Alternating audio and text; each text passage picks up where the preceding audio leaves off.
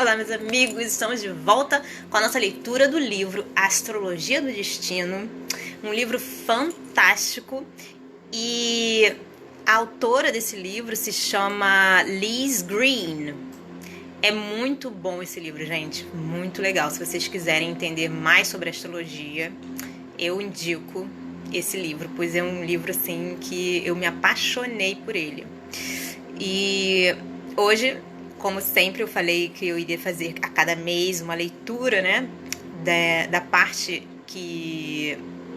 dos signos dos quais ele fala. Esse mês eu reservei para o signo de Peixes, porque entra com o signo de Peixes, né? Apesar de também ter o outro signo, se eu não me engano, é Áries, né? Depois de Peixes vem Áries.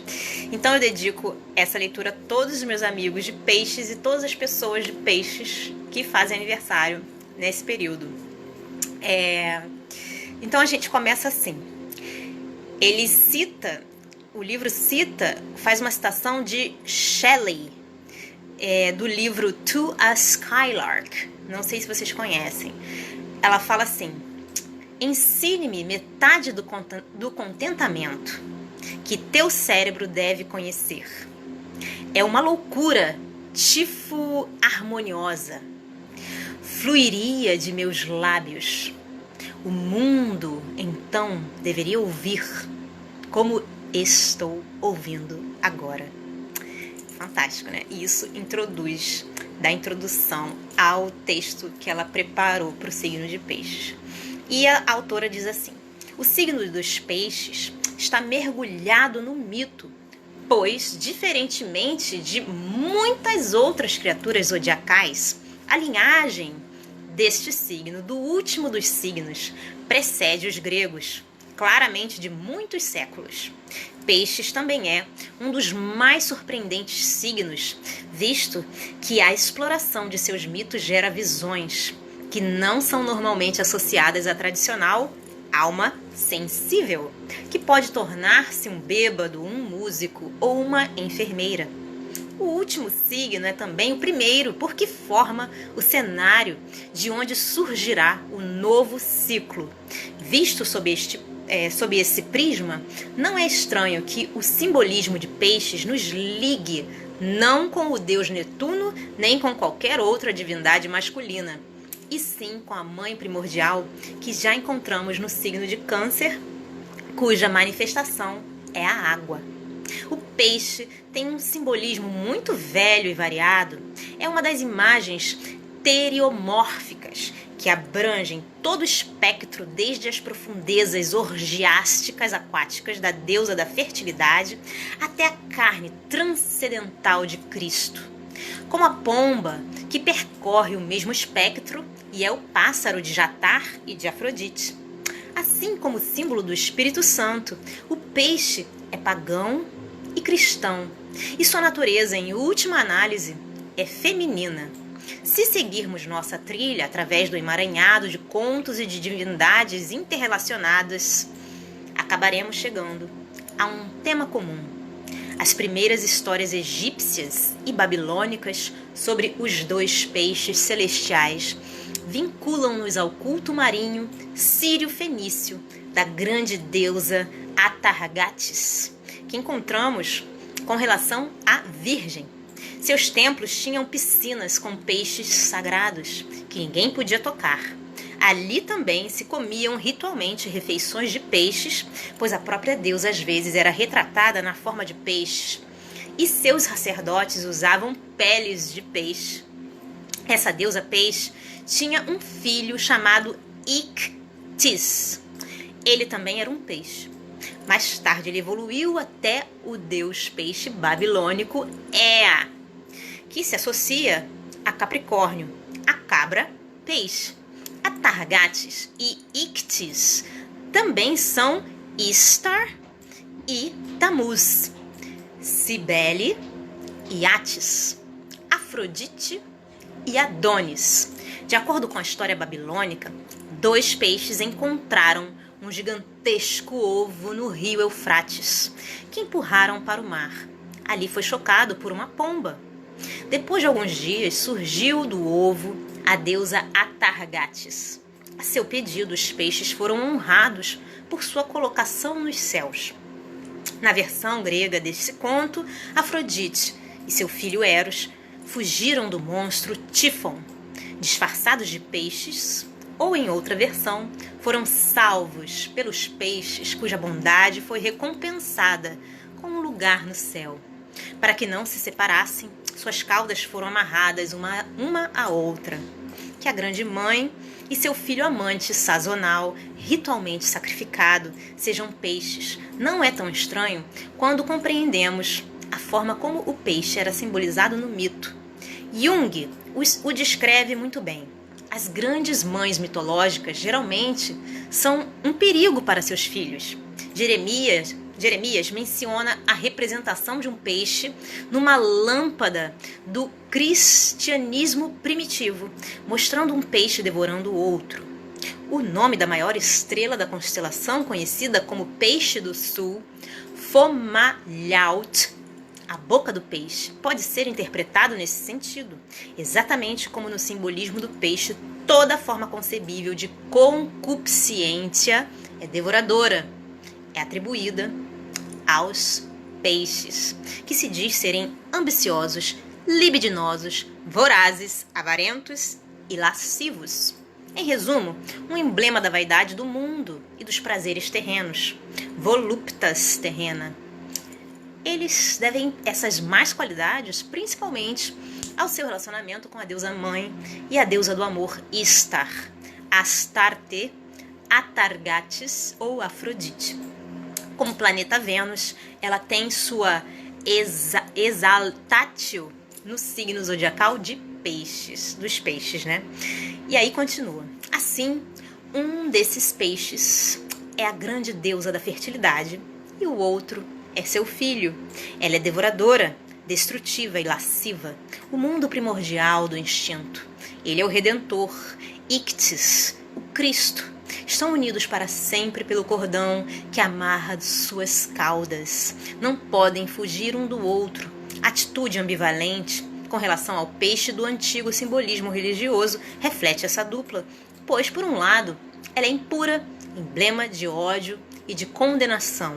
Por outro, é objeto de veneração. Ironicamente, o peixe também era sagrado para Tífon, o monstro de quem a deusa e seu filho fugiram, disfarçado de peixes. Portanto, mais uma vez encontramos a repetição de uma única imagem no mito, onde tanto o perseguidor como o perseguido ostentam a mesma forma, e o que redime exibe o mesmo aspecto do que está condenado. Talvez aqui estejamos diante de uma imagem da vida transitória, porém sagrada, da alma individual nascida da mãe e destinada a voltar para ela, eternamente ligada a ela, mas que durante uma breve estação é o fertilizador da terra e a centelha criativa que renova a vida. O mito pisciano, portanto, está intimamente associado à mãe e seu filho amante, especialmente com a tragédia mítica da morte precoce do filho e de sua ressurreição. O Deus Redentor sazonal é desmembrado pela própria mãe ou por um de seus animais totêmicos, javali, cobra, cervo, lobo. Encontramos esse filho redentor em Leão e em Capricórnio, mas nesses signos, ele é o filho de seu pai. Em Peixes encontramos o filho da mãe, a história doce e amarga do filho que está de empréstimo apenas por uma estação, e cuja pungente histórica chegou até nós levemente disfarçada na doutrina cristã. As conexões entre a era astrológica de Peixes e o cristianismo são óbvias, principalmente nas referências fornecidas pelos evangelhos. Pescadores de homens. Os pescadores, como os primeiros discípulos, o milagre dos pães e dos peixes. O simbolismo mostra Cristo e os que nele creem como peixes. O peixe como refeição religiosa, o batismo como uma imersão num tanque de peixes, e assim por diante. O Cristo desmembrado é comido ritualmente, seu sangue é bebido ritualmente. Nesse sentido, ele é um descendente direto de Atis, Tamuz e Adonis, e sua morte precoce numa cruz de madeira, o símbolo árvore da mãe, é uma morte predestinada, não por ter sido decretada por romanos ou judeus, e sim porque a mãe chamou-o de volta ao lar. O tema do Redentor e da vítima fala muito de perto a Peixes. Quer a pessoa pisciana se identifique mais com a vítima, tornando-se aquela cuja vida é desmembrada, ou como o Redentor que salva do sofrimento. Não há muito o que escolher entre eles, visto que são duas faces da mesma coisa. Assim também é o peixe voraz, a deusa, de quem a vítima precisa ser resgatada, ou para quem o Redentor precisa ser sacrificado para absolver os outros do pecado. Essas três imagens, Salvador, vítima e monstro devorador do pecado e da condenação, são parte integrante do mesmo motivo mítico. Já se disse que é plausível as pessoas de Peixes se encarnarem ou para sofrer ou para salvar. Como generalização, é mais verdadeira do que a maioria e, em geral, ocorrem as duas coisas, pois somente o ferido tem compaixão. Nenhum signo tem tanta propensão a apresentar-se como vítima da vida, e nenhum outro signo tem tanta propensão à autêntica empatia como sofredor. Também nunca se viu outro signo cair tão rapidamente no caos, na licenciosidade orgiástica e na dissolução, conforme a imagem da exuberante deusa Atargates, o elemento água, de onde, como nos diz o Corão, vem toda a vida. O que isso nos diz acerca do padrão de desenvolvimento de Peixes? A autora diz que ela crê, em primeiro lugar, significa que os dois peixes não podem ser separados. Para Peixes, o mundo caótico da mãe está sempre desconfortavelmente próximo. Peixes, como Câncer, pode criar a partir dessa profundeza. Há uma longa lista de grandes nomes da música, da arte e da literatura que manifestaram o doce e trágico anseio por esse mundo aquático com profundezas insondáveis. A maioria deles passou por muito sofrimento na vida pessoal. A união com o mundo do inconsciente não é uma tarefa fácil para um homem de nossa cultura. Frequentemente é assustador para a psicologia masculina, principalmente, descobrir-se um filho da mãe, porque o desmembramento sempre ronda por perto. Para Peixes, a experiência da morte e o desmembramento faz parte integrante até mesmo da criação artística. A autora conheceu muitos piscianos que tentaram tornar-se criaturas intelectuais super-racionais, mas sempre soava um pouco falso, pois o mundo irracional jaz logo abaixo da superfície. Muitas vezes esses piscianos envolvem-se fatalmente com pessoas que exteriorizam para eles o mundo caótico da deusa. Assim, tocam as profundezas por delegação, tornando-se enfermeiros do louco. Einstein, um pisciano cuja maior contribuição foi dada ao mundo da ciência e da matemática, era um místico que não se envergonhava disso. Sabia muito bem de onde vinham seus lampejos intuitivos. Entretanto, viver tão próximo das profundezas, estar ligado dessa forma à mãe, não é fácil. É muitíssimo mais fácil para a mulher que se identifica com a mãe, que socorre o marido vítima, o amante ferido pela vida, o paciente doente que precisa de seus cuidados. O lado assustadoramente sombrio desse cenário é que ela ou ele podem ter feito um grande investimento inconsciente na permanência do ser amado na doença. E mesmo quando essa identificação é parcialmente bem-sucedida, também assoma a escuridão orgiástica da deusa e a sua propensão a devorar seus filhos amantes. No mundo moderno, do show business, poderíamos considerar a estrela do cinema Elizabeth Taylor, outra pisciana, como a encenação desse papel no século XX, procurando seu redentor numa lista absurdamente grande de candidatos maridos. O planeta Netuno, regente astrológico de Peixes, ao ver da autora, não é uma descrição mítica muito boa das profundezas desse signo. Os ascendentes de Netuno estão no deus grego Poseidon, senhor dos terremotos e dos touros. Esse é um deus de terra e não de água, embora tenha regência nominal sobre o mar. Mas esse último domínio é tirado da deusa do mar, Tétis. As profundezas do oceano sempre pertenceram à deusa, assim como as profundezas do inferno.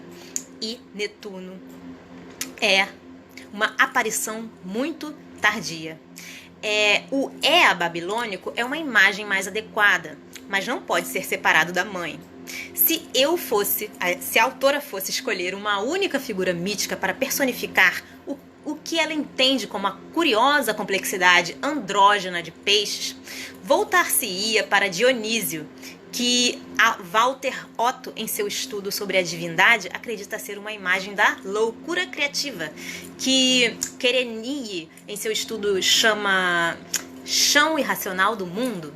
No nascimento, vida e atributos de Dionísio, encontraremos uma descrição vívida do daimon que preside peixes e que cobre desde o mundo espiritualmente sublime do seu pai Zeus, Júpiter é corregente de peixes, até as profundezas loucas e extasiantes da mãe.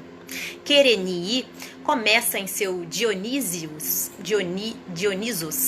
fazendo uma distinção entre duas palavras gregas para a vida, zoe e bios. Bios, por um lado, tem a conotação da vida caracterizada.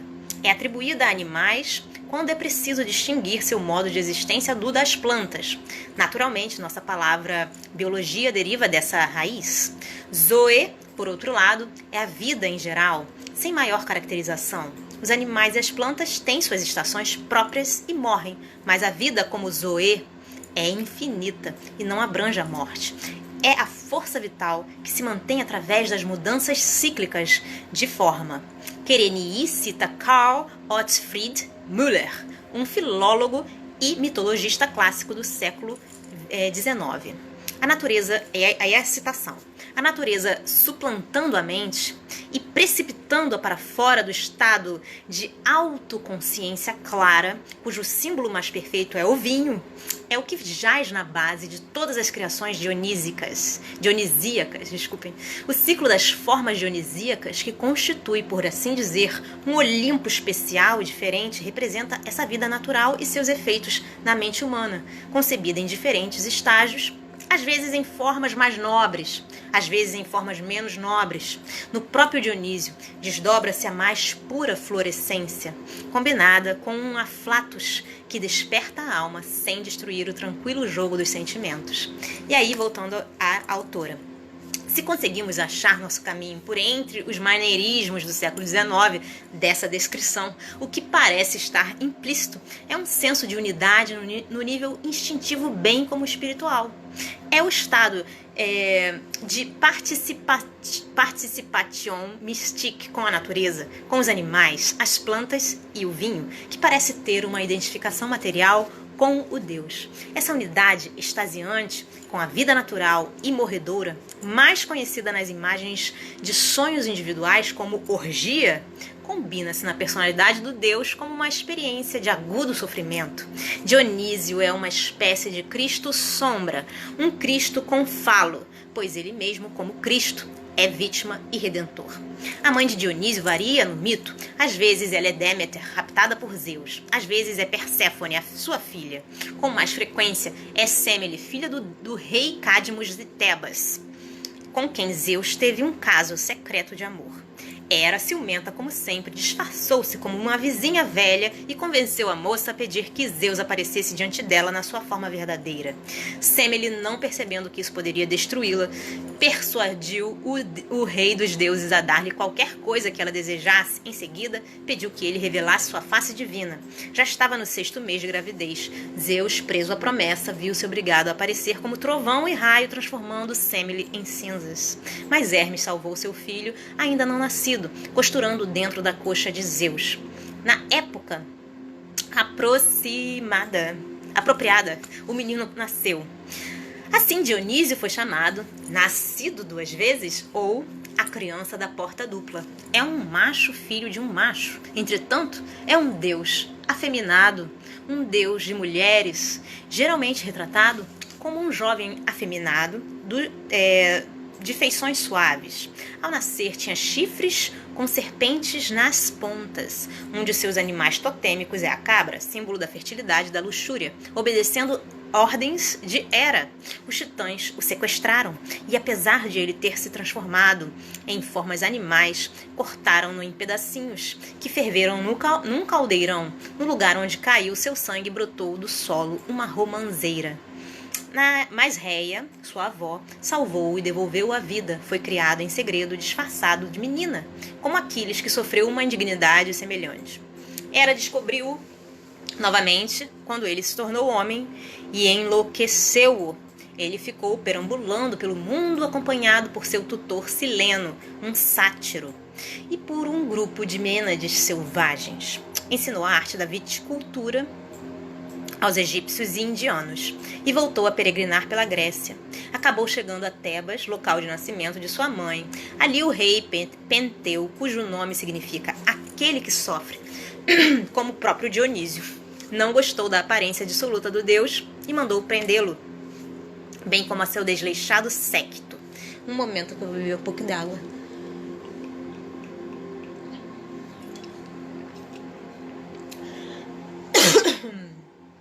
Ai, desculpem. Muita voz. Onde eu estava, né? Aquele séquito. Mas Dionísio fez o rei ficar louco, e Penteu achou que tinha algemado um touro em vez de Deus. As mênades fugiram e lançaram-se furiosamente montanha acima, onde despedaçaram animais selvagens.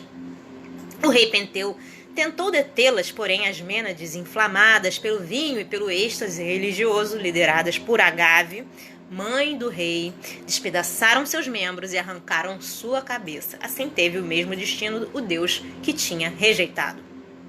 A história de Dionísio é cruel, e o próprio deus exibe uma selvageria que não encontra paralelo em outra figura mítica, exceto na que lhe é mais próxima a mãe escura, como Kali, Bast ou Sekhmet.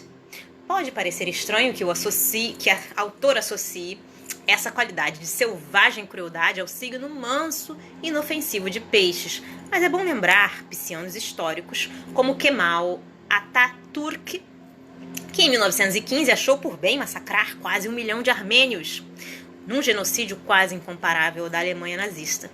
Esses piscianos incorporam o peixe devorador do signo, o monstro Tifon, eterno companheiro do Redentor. É a selvageria inata da natureza, a multidão que mata o Cristo, o javali que despedaça Adonis, a mãe morte, que exige a carne de crianças e os corações arrancados dos peitos das suas vítimas de sacrifício. Mas a natureza também pode ser amorosa e benigna, assim como Dionísio.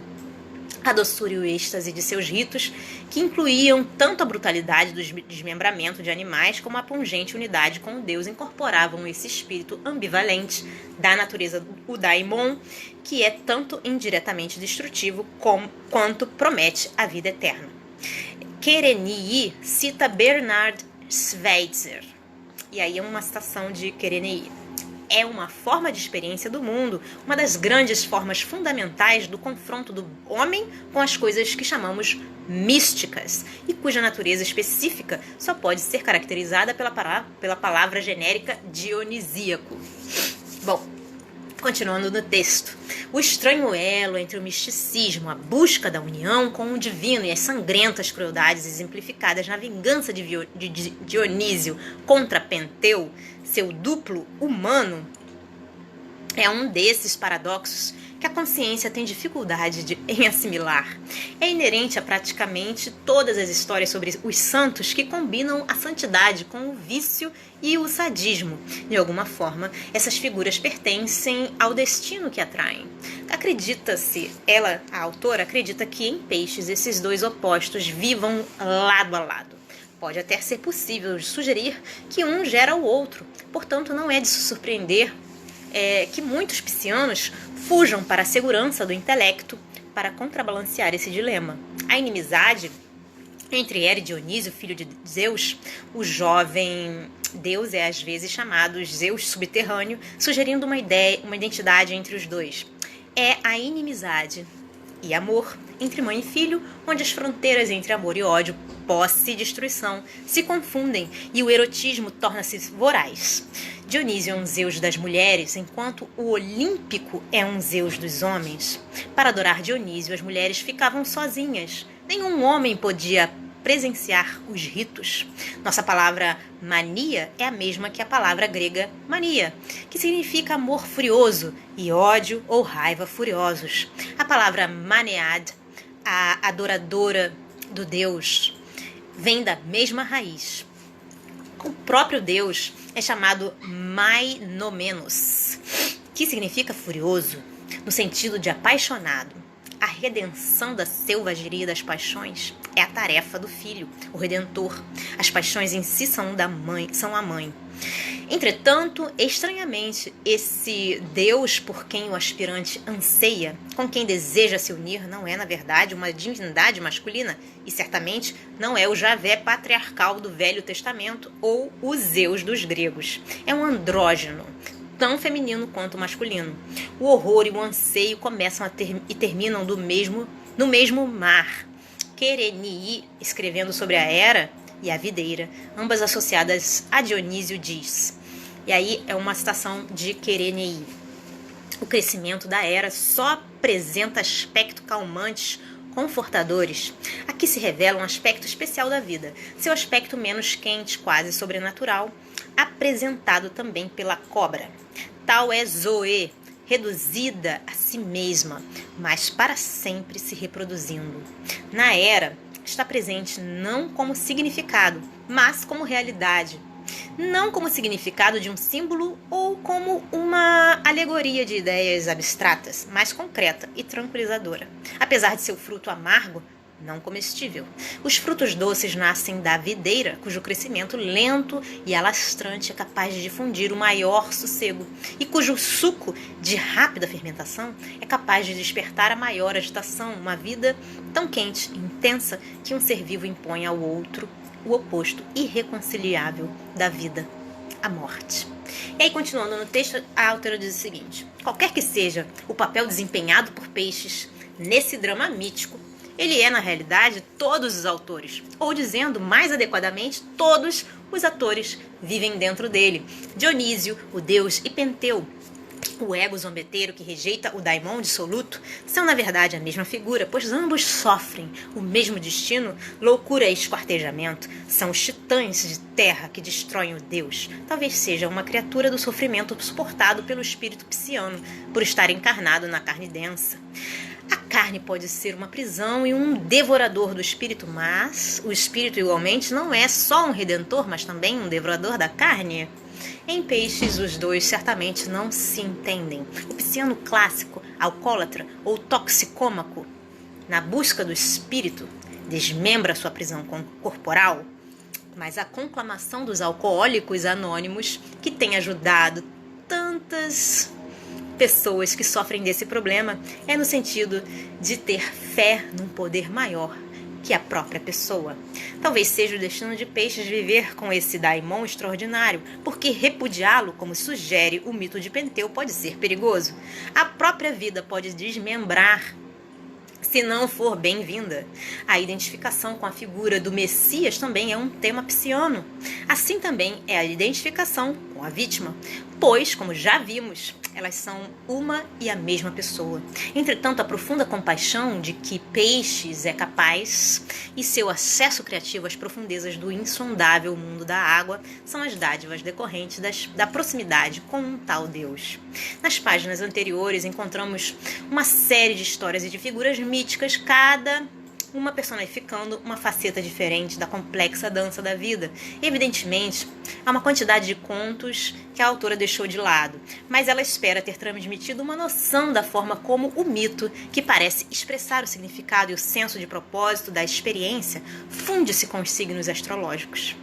Bom, gente, por enquanto a gente fica por aqui e eu espero que vocês tenham gostado dessa leitura tanto quanto eu.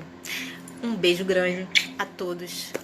E parabéns aos meus amigos piscianos, fantásticos artistas, cientistas, filósofos, todas as profissões. Um beijo grande, até a próxima. Tchau, tchau.